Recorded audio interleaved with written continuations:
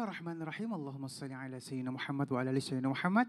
Assalamualaikum warahmatullahi wabarakatuh. Waalaikumsalam warahmatullahi wabarakatuh. Jamaah. Yeah. Oh jamaah. Yeah. Alhamdulillah. Alhamdulillahirabbil alamin. Mudah-mudahan yang di studio sama pemirsa di rumah dalam keadaan sehat semuanya. Pada berkah semuanya. Berkah rezekinya, berkah suaminya, berkah anaknya, berkah keluarganya. Dan mudah-mudahan hari ini juga dapat ilmu yang barokah dari guru-guru kita. Tepuk tangan dulu yuk. Masya Allah. Jamaah. Yeah. Oh jamaah. Yeah. Alhamdulillah. Ustadz Maulana sehat. Alhamdulillah 22 Rajab. Ya Tinggal Allah. 8 hari lagi masuk Sya'ban. Allahu Akbar. Mudah-mudahan Ya barokah Allah, semuanya. senangnya. Amin ya. Baik Ustazah Nada. Alhamdulillah kali Masya sehat. Allah. Ustaz Syam. Alhamdulillahirabbil alamin. Dan dari majelis ta'lim mana ini?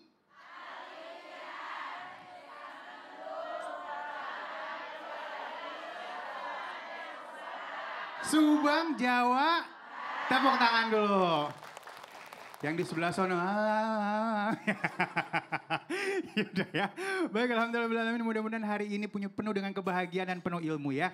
Sebelum kita masuk ke dalam tema kita mau lihat dulu nih. Aduh, ini beritanya semuanya tentang pembunuhan nih ya. Baik, kita lihat dulu ya. Nyawa seorang satpam hilang karena anak majikan. Kita lihat dulu. Innalillahi wa inna ilaihi raji'un. Semoga keluarga kita dikasih ketabahan. Keluarganya dia.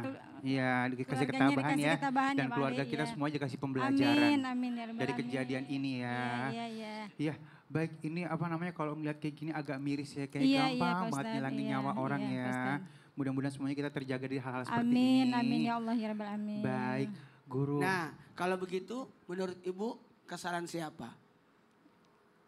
Kesalahan yang membunuh. Oh iya. Katanya dapat kabar nih. tangan Bener dulu. juga ya, tetap aja. Dapat kabar katanya ada apa ya? Bisikan-bisikan. Terus dapat kena obat-obatan juga. Iya, nauzubillah, summa Nauzubillah. nauzubillah. Makanya Islam mengajarkan kita untuk menjalankan sesuatu sesuai syariat karena pasti ada tujuan dan maksudnya. Dengan Ibu siapa? Ibu Imas. Imas. Ibu Imas. Iya. Baik, terima kasih. Sekarang kita dengerin ilmu dari guru kita dulu ya. Boleh aku ambil mic-nya Ibu, tepuk tangan dulu, silakan guru. Izin Ustazah Nada dan Ustazah. Bismillahirrahmanirrahim. Allahumma salli ala sayyidina Muhammad wa ala ali sayyidina Muhammad. Berbicara tentang semoga kita semua berada dalam lindungan Allah agar terhindar dari yang namanya mara bahaya. Salah satunya adalah bisikan setan. Yuwaswisu fi sudurin nas. Yang membisikkan kejahatan ke dada manusia. Ketahuilah satu hal buat kita, yakinlah kita ini adalah makhluk yang diberikan keistimewaan oleh Allah berupa kemuliaan menjadi khalifah. Terbaik, makhluk terbaik. Diberikan akal, hati, tinggal bagaimana kita mengatur, mengelola. Jangan pernah berkata, gara-gara setan, gara-gara setan. Ya gara-gara pelakunya. Setan hanya membisikkan, menggoda, tapi kitalah pelakunya. Tidak ada penjara isinya setan, tidak ada. Betul tidak? Tapi yang isinya adalah orangnya.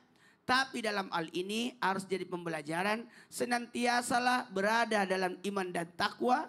Dan senantiasalah berada dalam kebaikan. Senantiasalah berada dalam ibadah. Sehingga bisikan itu makin menjauh. Dan banyak amalan supaya kita tidak digerogoti setan. Salah satunya senantiasa ada wudhu. Jangan pernah tidak punya wudhu. Yang kedua, kalau bangun tidur ada namanya apa tuh? Yang membersihkan lubang hidung. Istisya itu. Apa? Iya, istisya. Ya, benar. Jadi bersihkan semua yang berpotensi setan itu bertengger. Termasuk jangan pernah masuk kamar mandi kalau tidak baca doa. Iya, benar, karena itu tempatnya setan. Ya Allah, terima kasih guru Nah ilmunya. sekarang anak-anak banyak yang lebih lama di toilet. Iya, apalagi. Soalnya bawa handphone. Iya, ya Allah, tepuk tangan dulu ya. Makanya anak saya bilangin kalau misalnya bawa handphone saya gedor pintunya Bu ya. Biar jangan kelamaan di kamar mandi. Ibu pernah dihianatin? Sama orang yang dicintain? Iya. Biasanya kalau dihianatin itu sama siapa? Orang yang dicintain. Orang yang disayangin. Orang yang dipercaya. Enak Bu dihianatin Bu? Enakan dihianatin atau mengkhianati? Iya. Ini bahaya dua-duanya ya. Untuk itu ya kita akan bahas tema kita nih luar biasa hari ini ya. Ya Allah, waduh ini ada kita kembali ke Allah ya. Ya Allah, mengapa kebaikanku dibalas pengkhianatan? Ya Allah, tepuk tangan dulu yuk. Ya ini mungkin kita masih berharap sih ya, berharap kebaikan dibalas kebaikan, akhirnya jadi kayak gini nih ya. Baik, sebelum kita bahas lebih jauh lagi kita lihat nih. Niat menjual tanah keluarga. Aduh ya Allah ya. Pria siksa dan fitnah saudara. Kita lihat yuk. Suhiman warga desa Citari, Kecamatan Palabuhan Ratu, Kabupaten Sukabumi, tega menganiaya adiknya sendiri, Ati Suhati, di depan umum saat adiknya hendak ke pasar. Dia menjerat kepala sang adik dengan tali tambang sambil terus meneriaki adiknya itu sebagai tukang teluh alias dukun santet yang harus diusir keluar kampung. Atas kejadian ini, Suhiman telah ditangkap polisi. Dari hasil pemeriksaan, Suhiman ternyata sudah 1 bulan terakhir memfitnah adik-adiknya sebagai dukun santet. Bukan hanya meneror, salah satu adiknya pun mengalami luka sabetan senjata tajam oleh pelaku. Ya Allah, naudzubillah min dzalik, yang fitnah keluarga sendiri. Iya. Ya dari orang yang benar-benar dari dalam. Nah ini mudah-mudahan semuanya kita saling sayang, saling cinta, dijauhin dari fitnah nih ya. Baik Ustazah nih mungkin curahan hati. Kalau kita difitnah sama orang, itu kenapa sih kok mungkin... Kan kita gregetan kayak pengennya Allah tuh bertindak gitu loh ya. Yeah. Nah, kita kan udah berbaik sama dia nih, udah baik-baik sama dia. Terus dia jahatin kita. Ini sebenarnya ada pembelajaran apa sih dari sini? Silakan Ustaz. Baik, terima kasih Bang Ali dan izin guru-guruku Ustaz Maulana dan Ustaz Syam. Bismillahirrahmanirrahim. Assalamualaikum warahmatullahi wabarakatuh. Waalaikumsalam warahmatullahi wabarakatuh. Alhamdulillahilladzi ja'alana wa iyyakum minasyakirin as-sabirin. Wassalatu wassalamu ala sayyidina Muhammadin wa ala alihi wa ashabihi ajma'in, amma ba'du. Subhanaka la ilma lana illa ma 'allamtana innaka antal alimul hakim. Rabbi syrah li sadri wa yassir li amri wahlul 'uqdatam min lisani yafqahu qawli. Shadaqallahul adzim.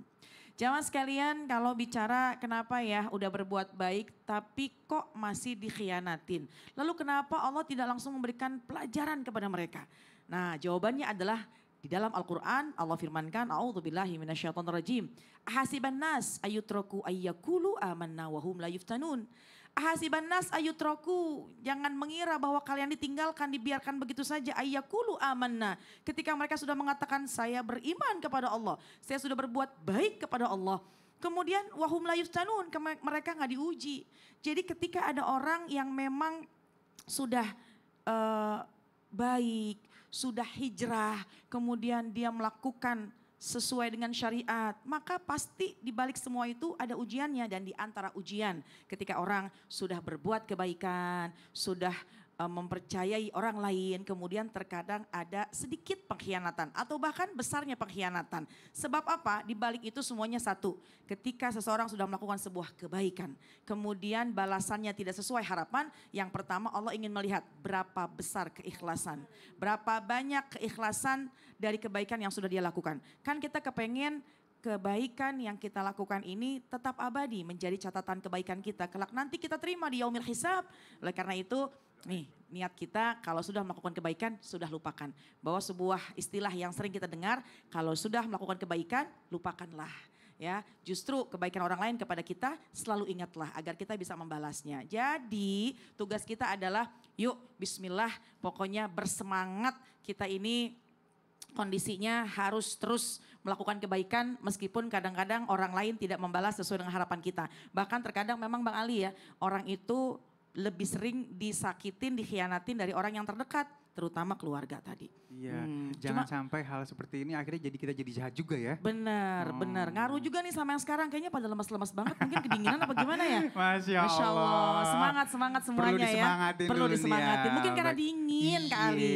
Bener Kedinginan ya. Bu. Ustazah, Ah. karena senior. Oh karena senior, Masya Allah. Baik, terima kasih Ustazah. Sama-sama Tepuk tangan dulu kali. yuk. Aduh, Bu. Dihianatin sama keluarga, paling sakit ya. Masya Allah ya. Baik, Guru Syah minta ilmunya nih. Siap. Kalau udah keluarga mengkhianati kita, kepercayaan hilang. Terus was-was, prasangka buruk terus menghantui. Ini gimana nih, sementara kita tahu kita nggak boleh memutuskan tali silaturahim ya. Ini apa sih yang harus kita lakukan? Apakah menjauh atau mungkin emang saklek atau gimana? Silakan Guru. Baik, Bismillahirrahmanirrahim. Tabe guruku Ustaz Maulana, Ustazah Nada, Bang Ali serta guru-guru kami dimuliakan Allah Subhanahu wa taala. Al-Qur'an surah Yusuf ayat 11. A'udzu billahi minasy syaithanir rajim. Allah. قالوا يا أبانا ما لك لا تأمنا على يوسف ما لك لا تأمنا على يوسف وإنا له لناصحون. Ini salah satu ayat yang unik dalam ilmu tajwid karena kita membacanya la ta'manna. Bibirnya agak dimajuin tanpa mengubah suara daripada ayat tersebut. Karena ayat ini bercerita tentang ejekan dari saudara-saudara Nabi Yusuf alaihissalam yang mengkhianati ayahnya dan mengkhianati Nabi Yusuf alaihissalam. Maka kalau mengambil dari cerita ini, apa yang mesti kita lakukan kalau saudara kita mengkhianati kita, keluarga sendiri mengkhianati kita? Kalau mampu dan pengen dapat pahala yang besar, ngikutin para nabinya Allah, ngikutin rasul-rasulnya Allah. Nabi Yusuf alaihissalam justru mengambil hikmah dari pelajaran yang dia dapatkan, dari pengkhianatan yang dia dapatkan. Maka yang pertama yang mesti kita lakukan adalah mengambil hikmah. Kenapa mesti mengambil hikmah? Karena disitulah kekuatannya orang beriman. Kalau orang beriman tertimpa yang dia senangi, maka dia akan bersyukur kepada Allah Subhanahu wa taala. Kalau tertimpa sesuatu yang kurang dia senangi, maka dia akan bersabar. Sama-sama ada pahalanya. Coba lihat bagaimana Nabi Yusuf alaihissalam pandai sekali mengambil hikmah. Bahkan dikhianati sama saudaranya pun hikmahnya dia dibawa ke Mesir. Bahkan masuk penjara pun dia katakan, "Ya Rob, saya lebih senang di penjara dibandingkan di luar penjara." Kalau kita lihat kacamata manusia, kacamata nafsu, apa enaknya di penjara? Tapi Nabi Yusuf bilang, "Saya lebih cinta di penjara." Kenapa? Tahu ada hikmahnya. Maka kalau sudah pandai mengambil hikmah, barulah setelah itu pandai untuk bersabar. Karena susah untuk bersabar kalau tidak tahu hikmahnya. Bagaimana caranya kita mau bersabar? Wong dikhianati, dibohongi, dijahatin nama saudara. Bagaimana kita bisa bersabar kalau tidak tahu hikmahnya? Tapi kalau sudah pandai mengambil hikmahnya, oh mungkin Allah mau bersihkan harta saya sehingga dia ambil harta saya. Oh mungkin bisnis ini tidak cocok sama saya sehingga saudara saya hianati saya. Oh mungkin Allah pandai mengambil hikmah itu bikin orang lebih bisa bersabar. Prasangka baik berarti ya. Iya, Dengan ke ketentuan Allahnya. ke Allahnya. Baik. Heeh. Terima kasih Siap. Guru. Tepuk tangan dulu. Iya baik ya, kita akan bahas hal ini lebih jauh lagi ya. Karena hampir mungkin setiap orang pasti pernah dikhianati. Ya Allah, mengapa kebaikanku dibalas pengkhianatan? Tetap bersama kami di Islam Itu Indah. Jamaah, Alhamdulillah.